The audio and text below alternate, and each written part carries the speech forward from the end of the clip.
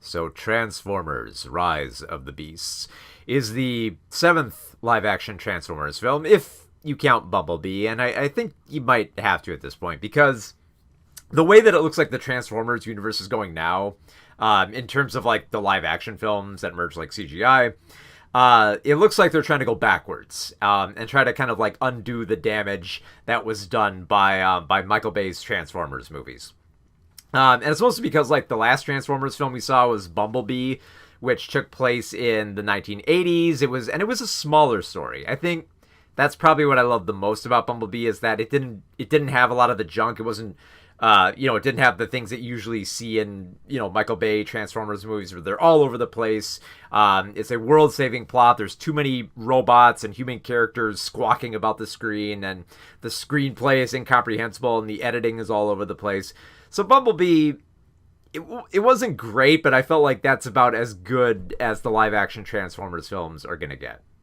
So I was a little bit interested in Rise of the Beast because it does carry the Transformers name, but this is somewhat similar to Bumblebee, but also it's weird. It's kind of like a combination of both the simplicity and the bigger heart of Bumblebee and the standard blockbuster staging that Michael Bay's Transformers were kind of always known for. And the reason I say that is because this is a film that takes place in 1994, so you've got, the same deal as Bumblebee. You've got the dated references, and you've got a different setting, and, of course, like, they're setting it up this way so that it makes sense that the Transformers could be more in hiding, so that when they come up, it's like a big surprise and shock. But then, it's funny because, like, you have, like, this great opportunity to do something different, set it during a different time frame, and ultimately the plot that we get here is just kind of like a standard. It feels like it's the same plotting as like the Michael Bay Transformers films, where they have to stop another evil robot from destroying the world with an ancient Cybertronian relic that they once again find on Earth, and once again is going to destroy it if they once again don't do battle with it. So they're once again going through the motions. So the story this time is that the giant robot. I'm trying to think. I think it's like a Terracon or something. My Transformers lore is a bit off here, but basically, there's a giant orb robot that's running around eating planets, and it needs like this kind of like transwarp key in order to get to certain planets to start scarfing down on them. So this relic was buried on Earth. And the Maximals, which are basically the animal versions of the Autobots, which some people might remember from like the Beast Wars cartoons, they've tried to protect this relic and make sure that it's never used by Unicron and that no one ever discovers it. So of course, of course someone does discover it, and we get like the standard, globe-trotting, treasure hunting adventure with the humans, and then the big battle to stop Unicron by the end. Now, here's where the film gets a little bit more interesting. It's more interesting for how it stages the characters. Like, for starters, the human characters, for me, are usually, like, the most annoying part of the Transformers films because they're always manic, they're always all over the place, they make incomprehensible decisions, they have the weirdest ideas in their head, and, like, I could go down the list, like, there's a weirdo who wants to date younger girls and has, like, a laminated copy of Juliet's Law. There's Mark Wahlberg, who like just randomly drinks beer during a car crash for some reason. There's Shia LaBeouf running around and scribbling on walls and just freaking out the whole time. And it feels like most of the time the humans are just present to, scream the names of Autobots as they go into battle. And thankfully, we don't quite have that here. Like, the central characters are Noah Diaz, played by Anthony Ramos, who you might remember. I'm pretty sure he was like in The Heights, wasn't he? I'm pretty sure he was. But he does a great job playing Noah as kind of like this 20-something-year-old who, he used to serve in the military, but he doesn't anymore. He's a whiz with electronics, but he can't find a decent job because of like the way that like corporations are set up to not recognize people like him who are down on his luck. His brother is sick and ailing, and they can't pay for his healthcare bills. And Noah just keeps on chugging. He just keeps like, tomorrow's another day. I'll find a way to make some money. I'm going to find a way to make this happen. So you like Noah, and you root for him.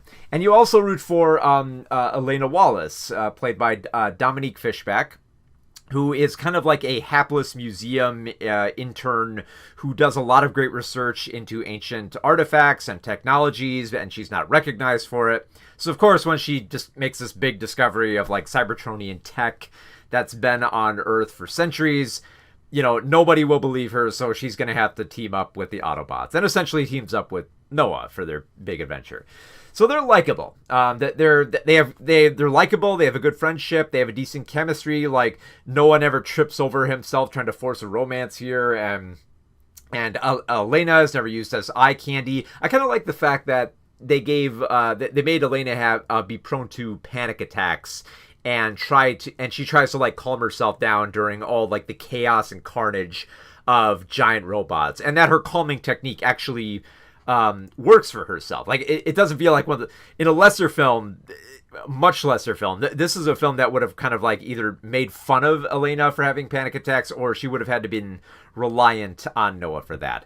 And she doesn't. And like, there's a decent back and forth between Noah and Elena. So then we get to the Autobots, and the good robots, transforming robots who are trying to save Earth. And I'll just skip to like the only one that has a decent personality, and that's Mirage, who's voiced by Pete Davidson. And I'm glad that they gave him the most screen time and the most like character and personality. Because, like, for one, Mirage is the coolest Autobot. He has the ability to make multiple holograms of himself, which comes in handy for escaping from police when he's in car form, or, trying to attack, like, the giant, enemy that he's trying to defeat, making multiple copies of himself. And Mirage is just, like, he has, like, a great little, like, buddy-buddy thing going on with Noah. He's got... he's lived on Earth long enough where he's gotten used to the customs, and he can like poke fun, and he can talk about current events in a very relatable way. So, and it's like it's weird because like usually the Autobots are mostly just they stand around, they maybe cite some pop culture, and then everything else is just all business with them. It's all like, where did this come from? How do we get back to Cybertron? How do we defeat these robots? The same thing over and over. And I say that because outside of Mirage, not much of the Autobot Transformers have much of a personality. Like, Optimus Prime has an okay arc, but it's not really expanded upon. Like, Optimus feels terrible that his Autobot brethren have been stranded on Earth. He feels responsible, and he wants to make the tough call of using this relic to get back to Cybertron. The problem is, the transwarp key, or whatever it's called, Unicron could use it to destroy the Earth, but Autobots could use it to get back home, and the humans, knowing this, are more compelled to destroy the relic to make sure that nobody can use it, and that Earth is, spared all this carnage. So there's an interesting dynamic there, but it doesn't really play out. Like, it's going to sound so cliche that I say this about Transformers film, but this whole arc about deciding what to do with the relic is very mechanical. That's the best way to describe it, because like it ultimately leads up to Noah and Optimus like recognizing each other, going like, oh, we're not so different, you and I, with standard expository dialogue. So we get a lot of like the same exposition dumping from Peter Cullen voicing Optimus Prime. I will say this though, I like that this film is much more earnest in what it's trying to do. Like Noah and Elena are much more likable, but but one of the things I love about Optimus is that they don't try to set him up as kind of like this noble warrior who's like, who will say stuff like, always fight with honor. And then he stabs an enemy in the back, or rips out their guts, or shoots them in the face when they're down. It's just like, I'm getting mixed messages here, Optimus. There's nothing like that in Rise of the Beast. In fact, this film knows what it's trying to do so much that they have a scene where Optimus addresses Unicron's henchman Scourge, voiced by Peter Dinklage, and Scourge is a villain who doesn't really have much personality. Like, his only personality is that He works for Unicron. He kills a lot of robots, and every time he kills them, he places their insignia on his chassis or whatever. So Scourge is just like your standard villain who Optimus has to defeat, and every time Optimus addresses Scourge, he doesn't say something like, oh, you don't fight with honor, like we are noble heroes. He just says, I'm going to rip off your head. I hate you so much that I'm going to rip off your head and the spine's going to come out and it's going to be all gross. And sure enough, that's exactly what Optimus does. And more or less because that's what we've come to expect from the Michael Bay Transformers films, is that Optimus will always make some brutal kill at the end here. And there's no like veneer of nobility and protecting humans and all that. It's just Optimus protecting his people. Like, he barely even cares about humans in this film. And he definitely doesn't care about other Transformers like Scourge. He wants to rip his head off, and he does that. So yeah, like, the villains are all generic. Like, they all... There's a few other, like, Terracons that serve Unicron, but they're all generic. They don't have personalities here. As for the Maximals who apparently have been on Earth this whole time, and they've been guarding the relic. Apparently they've been on Earth much longer than the Autobots, which kind of... If you're familiar with the Beast Wars cartoon, it kind of tracks, because the Beast Wars arrived much earlier before the Autobots. So sorry, I'm geeking out a little bit here. Basically, the Maximals, the animal version of the Autobots, have been here longer. So you'd think they'd have a little bit more insight into human culture, and they do here and there. But like, in terms of like personality, it's not really there, and it kind of saddens me, because like, for one, you've got Ron Perlman voicing Optimus Primal, which is a great choice. And there are some decent scenes for him. Like, he's very committed to what I'm assuming at this point is like his second in command, which is Air Razor, voiced by Michelle Yeoh, in a decent role. I don't know. It kind of feels a little bit thankless for what she's given to do, but there is a very like kind of like somber moment where Optimus has to make a tough call about deciding to kill one of his comrades who's infected, and he realizes he can't save him, and has to make the tough call about, you know, taking them out.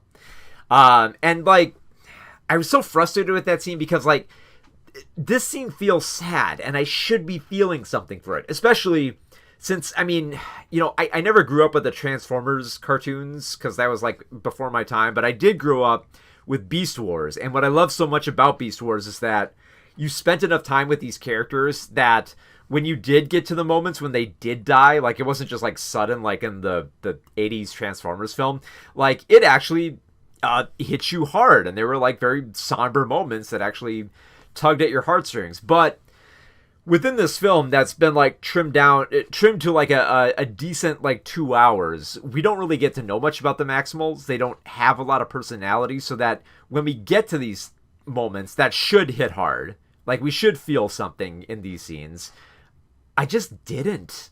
I just like, and it's like, I'm familiar with Optimus Primal, and I'm familiar with Air Razor, and like the history of, like, you know, like the cartoon, and like the somber realization about, you know, when this character is gonna die. But I just felt nothing for it. And it's like, the film's trying to make this scene dramatic, and it's trying to make you care about these characters. But the problem is, you know, much like a lot of the Autobots, they don't give them much personality. Especially, and it's really sad too, because the designs of these Transformers are actually much better than Bay's designs. Like, they're much more recognizable. They don't feel like junkyard explosions on the screen. In particular, I really love the designs of RC and Wheeljack. Like, they made a few changes to them here and there, but in terms of like their overall design, they kind of nailed it to making them very recognizable. They have very distinct, recognizable colors to make them very distinct from everyone. Which you kind of have to. I mean, like, RC, you know, is meant to be like, you know, like the female Autobot, so she has like the very bright reds, and Wheeljack is kind of meant to be like a little bit of like an older Volkswagen model, so he's got a little bit of that kind of like a tan color, I guess you want to call it that. And they don't have much personality, and it's like, they have scenes that are set up where they could have personality, where they could, establish themselves better, and then they don't really pay off. Like, the most we ever get out of Wheeljack is that we learn that because Wheeljack has been in Peru, he's kind of gained a Latino accent, and it's interesting because you would think that, like, Wheeljack, having spent more time around the people and being more logical, there would be at least some, like some funny nerdy stuff he could say here and there, but he just kind of blends into the background with, like, a lot of the other, supplemental Autobots and Terracons that crowd the screen here. In particular, I was kind of disappointed with how they handled the other Maximals of Rhinox and Cheetor. Like, Cheetor doesn't really do much of anything. Like, he has a few lines, and honestly, I know he has a voice actor, but I honestly can't remember anything that Rhinox said in this film. Like, nothing. Like, Cheetor and Rhinox are basically just there to fill the background for, like, when we get to the big sequence where they have to save the world and stop this giant structure that's gonna, obliterate the world, and they gotta blow it up. So it's just more bodies to fill the screen. I'm almost kind of thankful at that point that they didn't have more Maximals, that we didn't see more of them. Like, we got a few, like, other Terracons we get to see here and there, but yeah, most of the Transformers are sadly just there to, to fill the background, which is sad when you look at, like, a film like Bumblebee, which had a very, like, the smallest amount of, like, Autobots and Decepticons present, that you just, like, wish, like, what's even the point of having Cheetor and Rhinox here? Or, or Wheeljack, are we just gonna be just doing the standard exposition stuff? Like, it's just more bodies to fill the screen here. So, in terms of, like, trying to find something to praise about this film, like, the best thing I can say about this film is that it does not have the same problems as Michael Bay's other Transformers movies. There's no clunky camera work during the battle sequences. They're fairly smooth, and that's mostly because, like, a combination of both, like, the bigger stability of, like, the camera, and of course relying on CGI heavy scenes where in those sequences you pretty much have to, like, make the camera steady when you slide through them. Like, a lot of people have been posting this online, but there's that scene during the climax in which, like, we go under the structure, we see Optimus Primal swinging around, we see RC riding Rhinox, and then she jumps off him and she fires on more of these, like, Terracon invaders that are coming. And it's smooth. The camera work is smooth. You never get lost in anything. You can always tell which Autobot is on screen and which Terracon is on screen at all times. Even the more chaotic sequences, like there's a battle at there's a battle at a museum in New York, and there's a car chase in Peru, and they're all well assembled. They look good. They look good. There's some decent moments of action and carnage that you never feel like you're just seeing a mess of visual effects on the screen. They're comprehensible, is what I'm trying to say. You also don't have any awkward character moments. Like, the most awkward moment in the whole film is just when Noah tries to speak Spanish to Wheeljack and, like, tries to pretend that Wheeljack is actually a Latino, except, like, Noah kind of realizes, like, oh wait, you're a robot, so, like, maybe I shouldn't assume you're Latino. And there's, like, a little bit of, like, an awkward moment where Noah questions if he's a little bit racist. And that's, like, in terms of, like, because, like, Michael Bay's films always, like, stumble around themselves with, like, racism and sexism, and thankfully that's the only awkward moment here. And it's just, like, it passes by like that. And it's like, and compared to, like, how Bay stumbled through his films, it's not that bad. It's like, it's one line, and like, they stumble around it, and then they move on and make the characters more grounded, more comprehensible, and give you a reason to care about them. That being said, like, this is a film that it works on paper. Like, we're given reasons to care about, like, Mirage, and we're given reasons to care about, like, Noah and Elena, and the plight of Optimus, and the plight of Optimus Primal is all there on paper, but it doesn't feel like there's enough, like, down moments to better get to know these characters and to like them more, which is so frustrating because, like, you can it's not like it's not like Michael Bay's Transformers films where it's like, like you can't expect it out of the film, because like it's right there. It's like it's down that tunnel. You can see it. It's right in front of you. It's like all I need is like a few more scenes to get me used to these characters. Because like I'll admit there were some scenes with Optimus Prime where he actually has some dry wit. Like there's a great moment where like you have Bumblebee in the film, and Bumblebee does the thing he usually does, which is like, he doesn't really speak. He just talks in like sound bites that he takes from pop culture. And Optimus Prime has the best response to this, which is just like, I don't want you going to that drive-in movie theater anymore. It's a bad influence on you.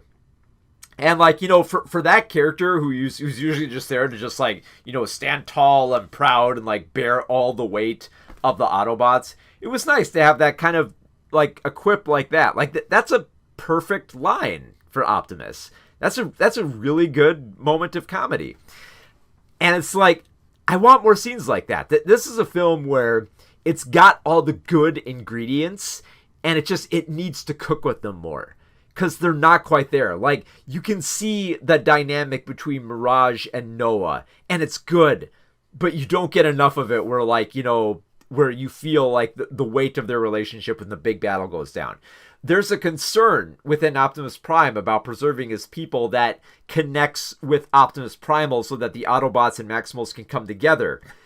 And it's just not there. Like, they try for it, but ultimately it like a lot of these scenes are just resolved too quickly, and it's just like it feels like they just throw in like a very cliche speech just to tie everything together here and make it like neat and tidy so that they can move on to the next scene where they have the next battle and the next fight and the next treasure solving aspect of this story. And it's such a surreal experience, because like this plot is something you would expect out of a Michael Bay film, because it's using Unicron, and it's using a bunch of like, Autobots and Terracons and Maximals that don't have that much personality. But it's not like, for lack of a better term, like it's not cringe where like, it's just like, they're manically trying to find fun stuff or weird stuff to do to make the film more exciting and compelling. And it's a bit admirable that they're trying to make, this Transformers film more grounded. And on that level, it kind of works as a decent blockbuster.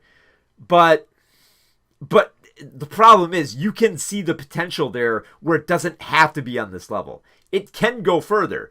I feel like with like another 20 minutes tacked on, you would actually feel something more for Optimus Prime and Noah and like the plight of the planet and the decision of what to do with this relic, if there were some more down moments that you got to know these characters, you got to care about them, so that every scene just didn't feel like it was just, I hate to use this term again, but mechanical. It feels like a decent machine. Like if Michael Bay's Transformers films were like jalopies, this film is like a functional machine. And that's the best way I can describe it. Like, it's not a great film. It's not even a good film. It's a functional film. So like, as a summer blockbuster, it's not bad. Like, there's never a moment where like you're burying your head in your hands. You're just like, oh my God, why did they decide to go with this? Like, you can clearly see the intent here, and that there was that there was a clear motive about what they were trying to do here, and a decent staging for a lot of these action sequences and visual effects, and very competent visual effects, mind you. That it's an okay blockbuster. So I would say that, if you are a big Transformers fan, you're probably going to like this film. I mean, I don't know. I was a Beast Wars fan, and I was a little bit, just a bit offended that they did my crew dirty. Like, I grew up with Beast Wars. I loved the hell out of that cartoon.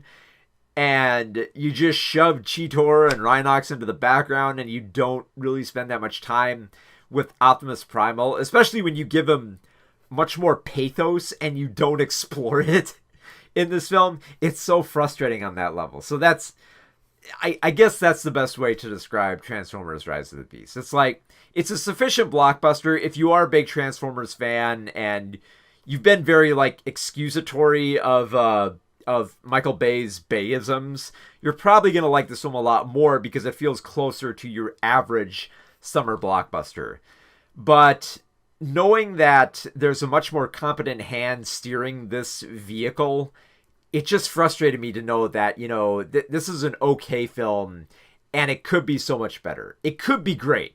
You can see it. There's ingredients here. They just need to cook it more. So ultimately what I ended up with was just a frustratingly average summer blockbuster. Which is weirdly sad because this might be the best Transformers movie. Which is both which could be looked at as praise, but also just that this is a film not living up to its full potential.